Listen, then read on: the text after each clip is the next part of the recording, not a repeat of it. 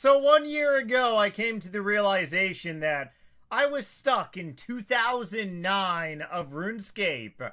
However, 1 year later, I am now stuck in 2010 of RuneScape. Happy Sunday, aka Fun Day. If you are not relaxing today, now there are people that are working today, I will say that. Okay, yes, it might be your work day, and maybe tomorrow is going to be your off day, but overall, Sunday should be a day of rest, a day of RuneScape, a day of rest and more RuneScape, and some more rest and some more RuneScape, right? This game just keeps getting better and better, and oh boy, we have a lot of stuff to talk about.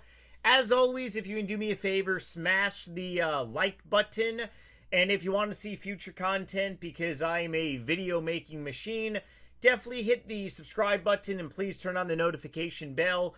You are going to be getting a wide range of conglomerate content, and I'm going to be talking about that momentarily. But like I was saying before, I made this video 1 year ago, and it was the first time that I ever really created a podcast style of a video that was mighty long. I've been video making now on YouTube for over 17 years. My anniversary was a couple months ago, middle of May 2008. I ended up joining YouTube, posted my first YouTube video near the end of May, and just been rock and rolling ever since. Back in May, there was a time limit. Oh yeah, people like Joe Rogan would have to upload like a 3-hour long podcast divided into like maybe anywhere from 15 to maybe 30 videos. It was very annoying, and you had to basically condense a lot of video footage into 10 minutes and 59 seconds. I can't tell you how many times that I wanted to take my 2008 iPhone. Yeah, 2008 iPhone. Can you believe that? This is 2020 iPhone 14. What year is iPhone 14? 2022 or 23? Oh boy, man. I've been doing this way too long. I can't tell you how many times I wanted to take like my head and just up against a wall. So many videos I created that was like 11 minutes and like 2 seconds. And if it was past 10 minutes and 59 seconds, it could not be uploaded to YouTube. And then YouTube basically changed the policy saying, hey, you can upload. I believe they changed it to like 15 minutes. And now there really is no time limit at all. So last year I said, okay, let me try something new. Since so many people are really doing pods in a way, I'll kind of really pod with myself. Now, I have done a lot of interviews with people in the last year, significant amounts, but I will say that it did go very well, and a lot of you people really enjoyed this new style of content that I was putting out. But, yes, 1 year ago, I ended up uploading this video, stuck in 2009, The Last of Us on RuneScape.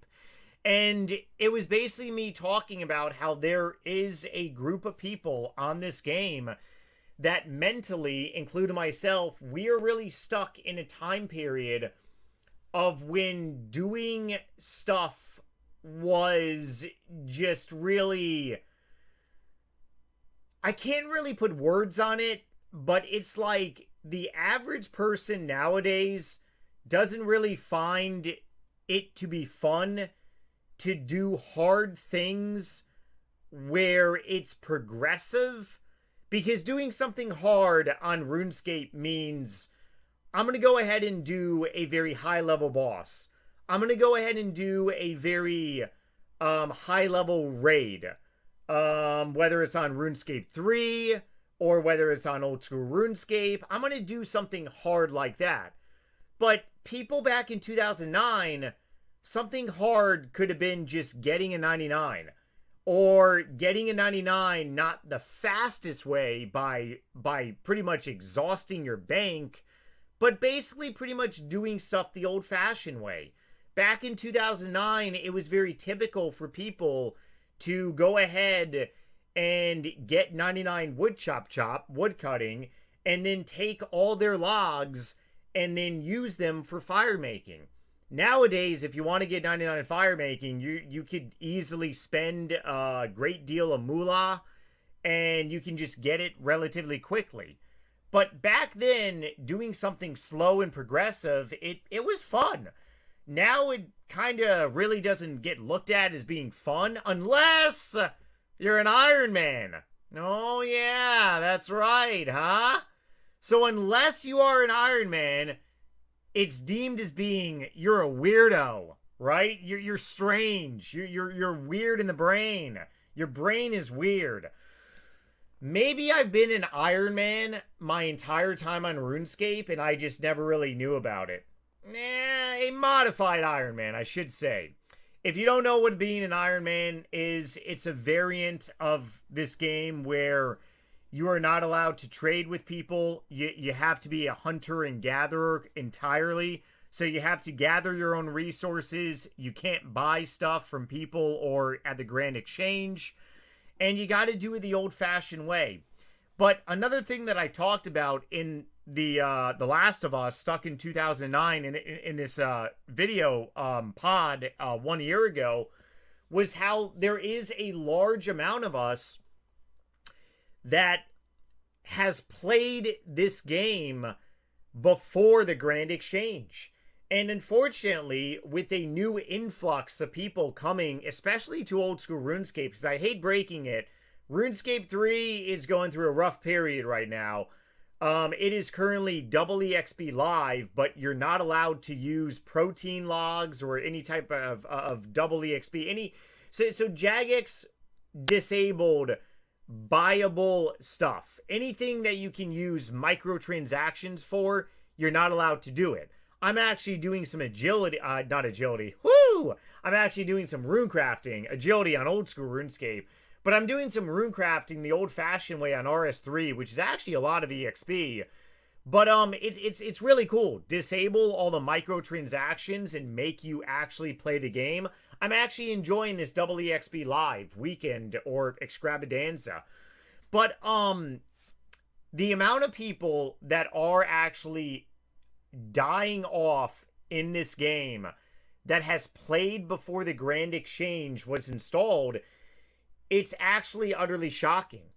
My 20-year anniversary of playing RuneScape was actually a couple months ago. Middle of June 2005, I started playing, and I got to experience RuneScape before the Grand Exchange.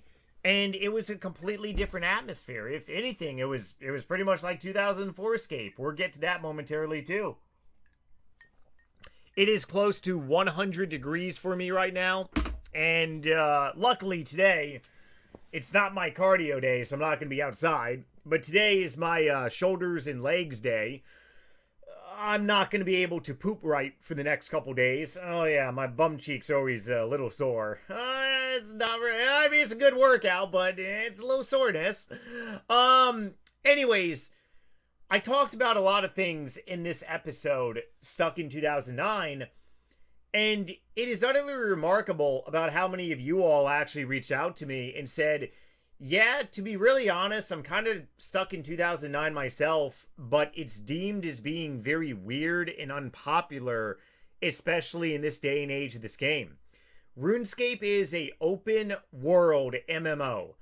You can make your own adventure and you can do whatever. Unfortunately, making your own adventure in the sense of playing the game as in 2009, you're really deemed to be a weirdo, which I don't really understand why. If anything, you're just in the 1% of the game. a different kind of the 1%. Maybe you are in the weirdo of the 1%. I truly don't know.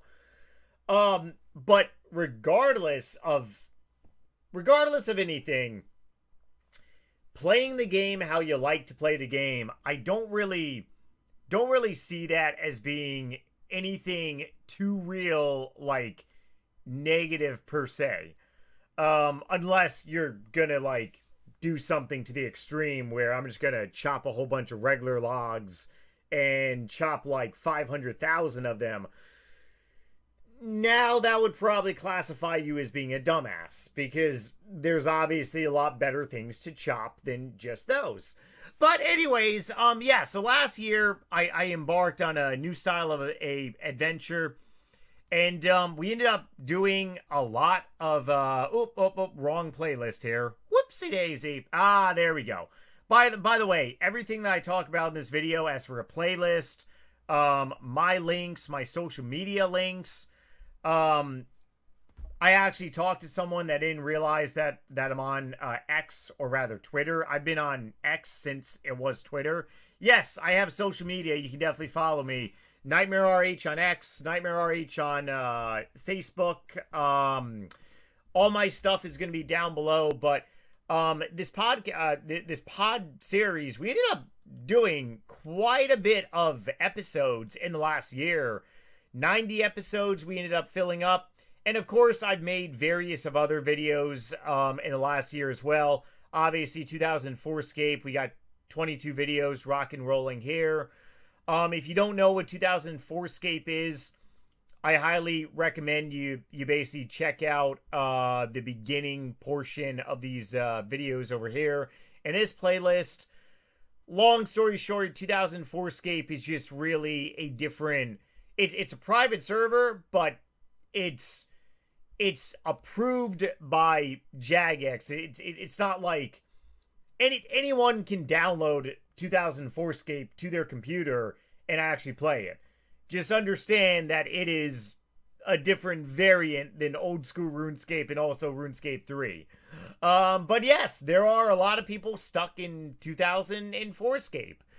All right, so 2010, I do want to touch on momentarily. Then I really want to get into pretty much my future game plan as for creating content, because I do have some challenges that I would really like to bring up, and maybe some of you all down below in the comment section can offer some meaningful advice. I do read whatever you guys post, but if you post something where your head is up your ass, it's not going to be acknowledged.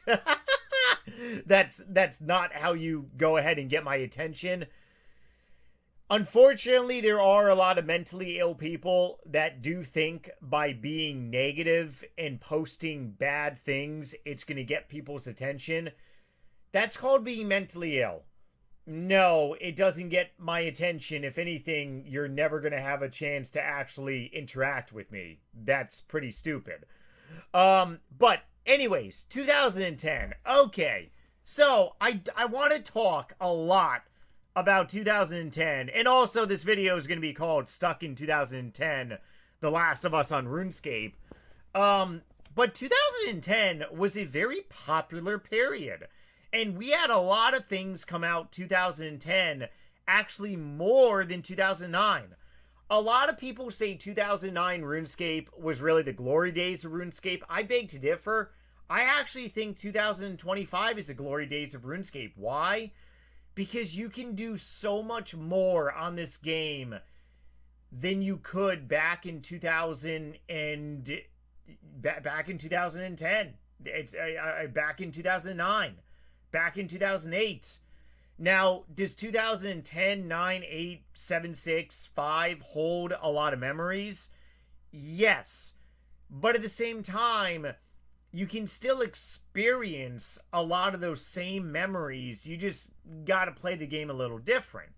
But 2010, we had a lot of different things come out.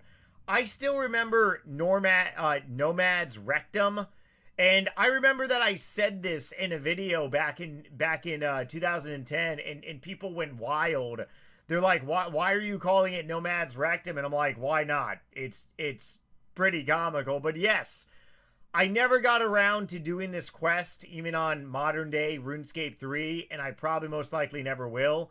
This quest on RuneScape 3 is literally a baby quest. But 2010 really embarked on when doing quests became very challenging towards like your combat. Back in 2009, 8, 7, 6, 5, 4, even 2003, a lot of quests just took time. Like really one small favor. One small favor took a lot of time to do, and it was just really annoying. I actually have a pod episode on 2000, when is it? The Last of Us. Where are you? One Small Favor. I know that I did an episode on One Small Favor.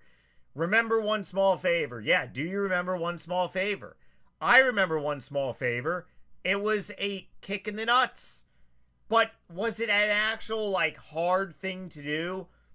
Not really. It was actually very easy to do when it came to combat. It was hard to do because it required a lot of patience. And a lot of times I didn't have patience for quest.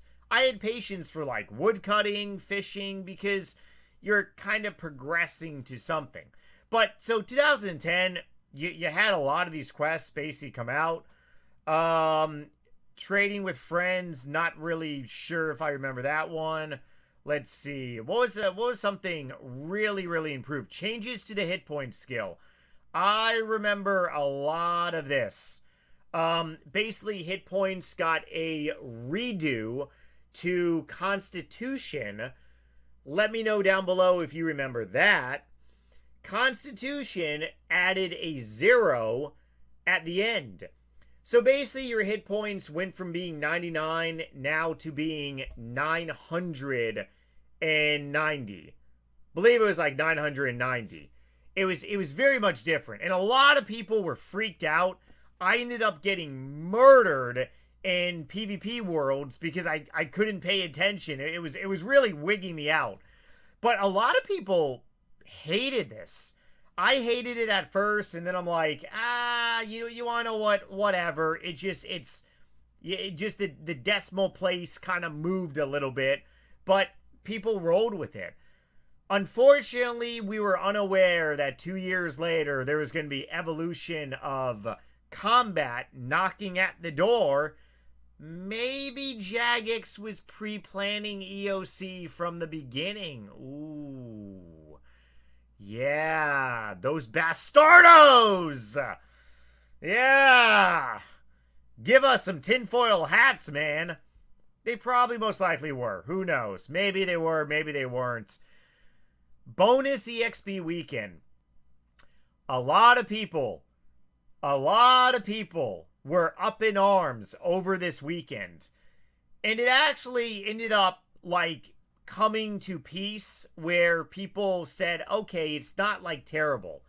You basically had bonus EXP weekend where you had, I believe it was like 10 hours of bonus EXP. I did make a video talking about this as well. But looking at all this stuff, it brings back really a slew of memories. Dung Bung of fucking Dungeoneering. Who doesn't remember this luxurious 99? I mean, I was only supposed to get level 80. And then I did level 85 to have it be nice and neat. And then I ended up losing my chaotic weapon in PvP World episode 30. And then I had to train it to level 90. And then I said, what the hell? And I ended up training it to level 99. And eventually I had to get 120 to get my max cape. Dungeoneering skill really revolutionized RuneScape. At first I hated it. But then I learned that you could actually be a skiller in Dungeoneering. And it was very beneficial. Because the vast majority of people back in this time period, they did not have a lot of 99s and skills. I was a skilling machine. Nowadays, you got incentive to get 99s in everything. Your skilling, your combats, you get a max cape. Back in 2010, there was no max cape. But Dungeoneering skill was definitely one of those where it sparked a lot of fury in people. But at the same time, people fell in love with it. And at first, I hated it. At first, I wanted to bury it in my backyard. And then I kind of dug it up and reanimated it and kind of did some giggity goo in the bedroom with it. It turned out pretty good, but yeah, I remember dungeoneering. Slayer challenges, I never did Slayer back there. The Thieving's Guild, I do remember the Thieving's Guild. A Fairy Tale Part 3, never indulged in that. Elemental Workshop Quest, I guarantee you a lot of you all remember these. Castle Wars improvements, I do remember a little bit, because a lot of times during my 99s, we would go to Castle Wars. So I do remember some of these improvements that was actually pretty decent. Effigies, this was huge. If you don't remember effigies or don't know what an effigy basically is, so picture a nutsack, a big ball sack, and you had to open it, or rather I should say, okay, bear with me here. This is a good analogy. For those of you that celebrate Easter, have you ever played with those big type of like action figures, or it's not action figures, it's like wooden figures that you open up and then a smaller version is inside of it, and then you open that and another smaller version is inside of it? I don't know the name and it's going to drive me bananas. That's what an effigy is. You need a skill level to open it, and then it turns into another thing. And you open that, then it turns into another thing. It opens that, it opens that, and opens that. And after opening it 4 times, it turns into a big genie lamp with about like 50k EXP. I ended up getting a lot of 99s using effigies. You were only allowed to do one of them per, or you were only allowed to assist people with effigies 1 per day. And people would always use effigies on me to open it up because they didn't have a high enough level, such as like farming, thieving, etc., etc. And I would also gain a lot of passive EXP.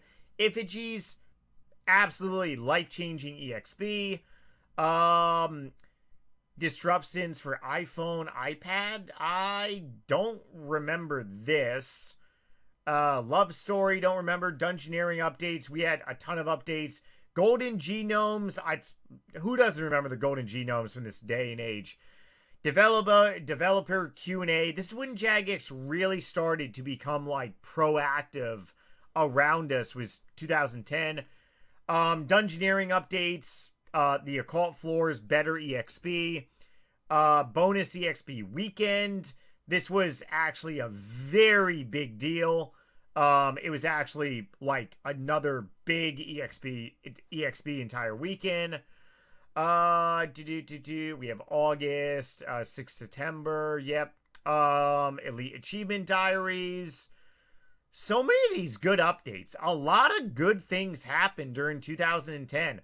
Make X improvements, low-level combat changes, game updates. The warp floors for dungeoneering, more dungeoneering floors. Man, dude, we got a lot of really good updates in 2010. Like there was a lot of really good updates for 2010. Oh man, this is bringing back a lot of really good memories. Hopefully it's bringing back a lot of good nostalgic memories for you all. And like I said, just really good vibes all around. You got to really reflect on a lot of great memories that you've had. One of the best ways that you can really channel really positive energy is definitely holding on to great memories. I'm absolutely no saint in my life. I've definitely gone through dark experiences, just like any other, just like anyone else on our messed up planet. Holding on to bad memories, you got to let those go, and you got to hold on to the good memories. Always got to hold on to the positive ones. But 2010, there was a lot of really good, great positive stuff that really came out. So for going forward with the pod series, I'm probably going to be dropping some videos really going more so into 2010 RuneScape, since the last year, I've kind of been covering so much content from 2009, and also a lot of content from 2008, definitely in the playlist as well too. So yeah, that's really the game plan moving forward. However, I will say this. I'm in a very weird, unique situation, and I would really love some good feedback here and stuff. Because over the last year, I've kind of really picked up a lot of different people, and my algorithm is utterly, completely just screwed. It's pretty bad, man. I have people watching me on YouTube that have been with me since the beginning. I love you all so much. I have people watching me that have discovered me in the last year. I love you all so much as well. I have people watching me because they want to see longer style videos. I love you all so much more, so much as well too. I love all you guys. And then in the last 4 months, I have acquired actually a decent amount of people that want to see 2004scape content, that have subscribed for 2004scape. I love you all as well too. On top of that, I have people that want to see me post RuneScape 3. I love you all for that too.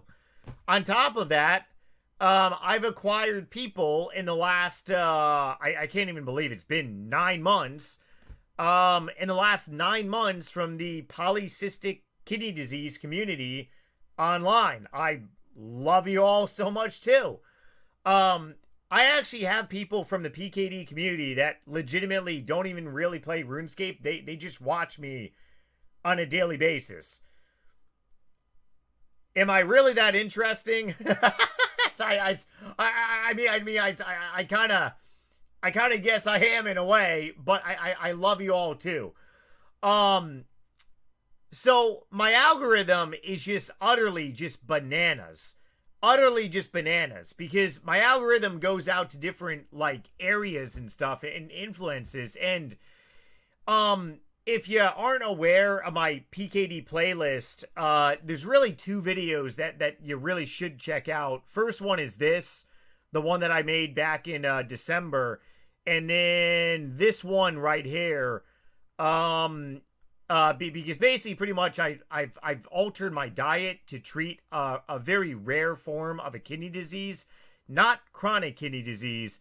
PKD is not chronic kidney disease. It's PKD is totally different, but the cysts, they grow on you, and the way they grow is by large consumption of sugar. And I was eating a lot of sugar for 2.5 years with no exercise, and I caused an injury. And by removing the sugar, I've halted my kidney disease now, which is a really big deal. And the people that I'm working with, they're going to be doing a case study on me. When I say a case study, I mean like a legitimate case study that's going to be online for doctors to view. So I have a lot of obligations to really do stuff regarding for spreading awareness, because there are a lot of people out there that don't know this form of treatment is available, and this form of treatment is really new as well too. And I was looking at kidney failure in my mid 40s. Now I just had my MRI done a couple months ago, and my kidney doctor said, yeah, that's not happening anymore. I could be potentially looking at kidney problems as long as I don't live on sugar and don't adapt unhealthy living habits, potentially maybe late 60s or 70s. That is a big difference. So it's a really big deal. And a lot of people from the PKD community, they really are waiting for like a good amount of data to really come out. The problem is that a lot of people just really can't commit to changing their diet and stuff. I've had to change my diet many times in my life. Even sometimes it was forced upon because I didn't have a choice, aka military deployments. When you're deployed overseas for 6, 7, 8 months, you don't really have a choice of what to eat. In one of my deployments, the accommodations were terrible because I was in the bum hell of the Middle East. I legitimately just had like chicken and eggs for like practically 6 months. It was actually a very carnivore style diet, believe it or not. So I have people watching me for various reasons, and I I kind of really need to think of maybe a schedule per se, because I really am a conglomerate human being, and I was thinking about starting up some of my side channels again, like NightmareRH on RS, the NightmareRH. But honestly, it just really isn't worth it. I'd rather keep everything on one channel. And a lot of YouTubers nowadays, they tend to just consolidate everything on one channel. Many years ago, having multiple different channels was pretty much the thing in style. But a negative thing about it is that it does temporarily kick your algorithm in the nuts, squat in the balls. So that is one negative thing as well too. But maybe if I actually do a schedule per se, maybe that's going to be better. And when I say schedule, I mean just using this as a reference point. I'm not saying that this is going to be the schedule per se. Monday I do a 2004scape video. Tuesday I do a pod style video, kind of like this one, very much longer. Basically over 30 minutes is considered a pod style video in my opinion. Wednesday I might do RS3. Thursday old school RuneScape short video. Friday I might do like an interview style video, whether it's something RuneScape related, maybe something non-RuneScape related. And then maybe Saturday do something different. A lot of you all have been asking me about live streaming. I will be returning to live stream momentarily. When I say momentarily, probably most likely next month in a couple weeks.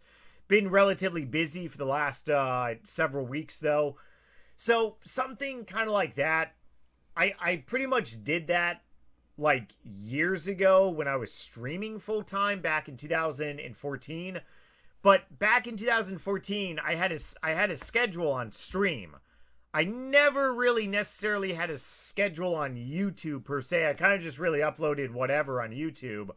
But like on Twitch, I would stream like old school RuneScape like Monday, Tuesday, RS3 for like Wednesday, Thursday, and then Friday, Saturday was just kind of really like a blend of like PVM, PKing, stuff like that. So I'm not entirely sure, but what I'm really saying is that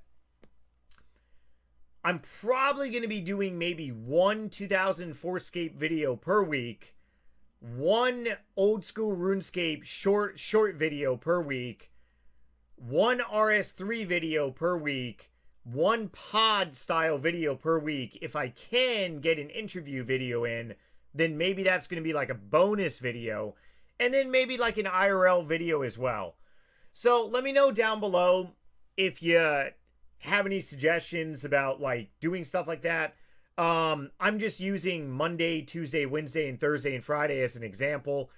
It doesn't necessarily, I mean, my schedule is kind of really sporadic, so it may not be on the same day, but as for like a week, to expect at least one 2004scape video per week, that's actually not terrible. And I probably most likely could also poop out more than 3 videos per week and stuff on YouTube. That's because I've always been like 3 videos. I could probably most likely squeeze out maybe like another 1 or 2. So as always, I love you guys so much. Hope you have a great rest of your weekend. If you can do me a favor once again, smash the like button. Especially if you know anyone out there, like I said, with any type of kidney related issues, please point them in this direction of a playlist. Very good information here. Very good interviews that I ended up doing. I did an interview 3 weeks ago. Probably going to be doing another interview in another couple weeks. And Last note, if you are a zombie fan and want more of NightmareRH, definitely check out my book on Amazon, Vito. It is a zombie horror survival video. I mean, not video. What am I saying? I've been talking too long. Oh, man. I love you all, and I'll see you in a couple days with a new video. Later.